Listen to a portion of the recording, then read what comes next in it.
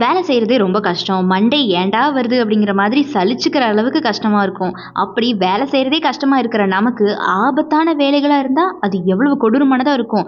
வேலைகள்லேயே ஆபத்தான வேலைகளா அப்படின்னு நீங்கள் கேட்குறது எனக்கு புரியுது. ஆமாங்க, வேலைகள்லேயே அதிகப்படியான ஆபத்துக்களை இன்றைக்கும் பல பேர் சந்திச்சுக்கிட்டு இருக்காங்க. ஸோ அப்படிப்பட்ட 5 விதமான உலகின் ஆபத்தான வேலைகளை பற்றி தான் இந்த வீடியோவில் ஃபுல்லாக பார்க்க போகிறோம்.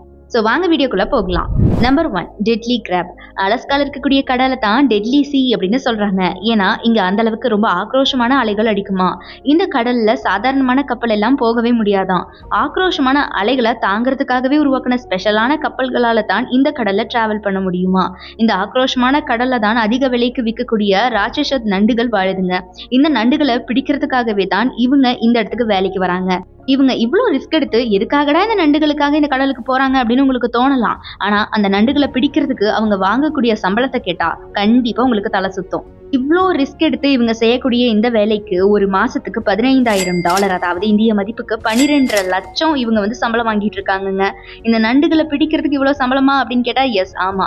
அலைகள் அடிக்கிற வேகத்துக்கு நிறைய கப்பல்களே தண்ணிக்குள்ள மூழ்கி இருக்கான். நண்டுகளை பிடிக்க போற எல்லாருக்குமே ஏதாவது ஒரு சில காயங்கள் கண்டிப்பா ஏற்பட்டுக்கிட்டே தான் இருக்குமா இப்ப வரைக்கும். அதுலயும் நைட் டைம்ல தண்ணி இன்னும் ஐஸா மாறிடுமா, குளிர் ரொம்பவே ஜாஸ்தியா இருக்குமா. ஸோ இவ்வளோ ரிஸ்க் எடுத்து இந்த வேலை பார்க்குறாங்க அப்படின்னா அதுக்கான சம்பளம் இருக்கத்தானே செய்யும்.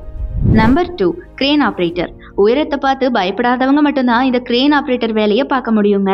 ஏன்னா இவங்க எப்பவுமே உயரமான இடத்துல உட்காந்துட்டு தான் இந்த கிரேனை ஆப்ரேட் பண்ணுவாங்க. கிரேனை ஆப்ரேட் பண்ணக்கூடிய இந்த வேலை பார்த்தீங்கன்னா சும்மாலாம் கிடைச்சிடாதான். கிரேனை ஆப்ரேட் பண்ணுறதுக்காகவே தனியாக ஒரு கோர்ஸ் இருக்குதான். இந்த கோர்ஸை படித்து முடிச்ச சர்டிஃபிகேட் வாங்கினா தான் இந்த கிரேன் ஆப்ரேட்டர் வேலையே கிடைக்குமா. இந்த கிரேனில் என்னதான் ஒழுங்காக நீங்கள் வேலை பார்த்தாலும் கூட வேகமாக காத்தடிக்கிறது, வேலையாட்கள் அதிகமான வெயிட்டை தூக்கி விடுறது, அது மட்டும் இல்லாமல் கேபிள் கட் ஆகுறது அப்படின்னு சொல்லிட்டு அடிக்கடி கிரேன் ஆப்ரேட்டர்களுக்கு ஏதாவது ஒரு விபத்து ஏற்பட்டுக்கிட்டே தான் இருக்குமா. இதனால தான் கிரேன் ஆப்ரேட்டர் வேலையில் ஒரு வருஷத்துக்கு சராசரியாக 42 பேர் இறந்து போகிறாங்க. 200க்கும் அதிகமானவங்களுக்கு காயங்கள் ஏற்படுது.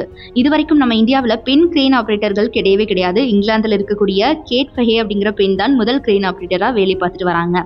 அண்ட் வெளிநாட்டில் இந்த கிரேன் ஆப்ரேட்டர்களுக்கு மாசத்துக்கு 3 லட்சம் ரூபாயிலிருந்து 5 லட்சம் ரூபாய் வரைக்கும் சம்பளமா கொடுக்குறாங்க. நம்ம இந்தியாவில் மாசத்துக்கு 30,000 இருந்து வருஷத்துக்கு அதிகபட்சமா 14 லட்சம் ரூபாய் வரைக்கும் தான் கிரேன் ஆப்ரேட்டர்களுக்கு சம்பளமா கொடுக்கப்படுது. Number 3, poison garden. இங்கிலாந்துல தான் இந்த ஆபத்தான பாய்சன் கார்டன் இருக்குதுங்க. இந்த கார்டன்ல மட்டும் 95 விஷ செடிகளையும் மரங்களையும் வளர்த்துட்டு வராங்க. இந்த சில செடிகளை தொட்டாலே நம்ம உடம்புல அரிப்பு, அலர்ஜி அப்படின்னு சொல்லிட்டு இன்னும் சில கொப்பளங்கள் கூட ஏற்படுமா. இதனாலேயே இந்த கார்டனுக்குள்ள பொதுமக்களுக்கு அனுமதி கிடையாது. இந்த கார்டனை மெயின்டைன் பண்றவங்களே பல சேஃப்டி சூட்ஸ் எல்லாமே வியர் பண்ணிட்டு தான் இந்த கார்டனுக்குள்ள போவாங்களாம்.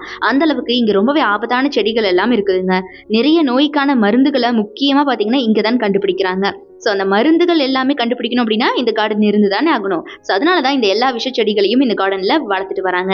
இந்த விஷ செடிகள்ல இருந்து தான் மருந்துகள் தயாரிக்கப்படுது அப்படின்னு சொன்னால் நம்ப முடியல தானே, ஆனால் அதுதான் உண்மை. இதனால தான் இந்த ஆபத்தான செடிகளை இங்கே வளர்த்துட்டு வராங்க. ட்ரிவோர் ஜோன்ஸ், டீன் ஸ்மித்ங்கிற இவங்க 2 பேரும் 14 வருஷத்துக்கும் மேலே இந்த ஆபத்தான கார்டனில் வேலை பார்த்துட்டு இருக்காங்க. தெரியாமல் ஒரு செடியுடைய ஒரு இலை நம்ம மேலே பட்டாலும் கூட நம்ம உடம்பெல்லாம் பயங்கரமாக அரிக்க ஆரம்பிச்சிடுமா. பிற அலர்ஜி கூட கண்டிப்பா ஏற்படலாம் அப்படின்னு சொல்லப்படுது. இந்த ஆபத்தான வேலைக்கு இந்திய மதிப்புக்கு பார்த்தீங்கன்னா மாசம் 1.5 லட்சம் ரூபாயிலிருந்து 2.5 லட்சம் ரூபாய் வரைக்கும் சம்பளமா கொடுக்கப்படுது. நம்பர் 4, சீக்ரெட் சர்வீஸ் ஏஜென்ட், அதாவது SSA அப்படின்னு சொல்லுவாங்க. உலகத்தில் இருக்கக்கூடிய எல்லா தலைவர்களுடைய உயிரையுமே இவங்க தான் காப்பாத்திட்டு இருக்காங்க.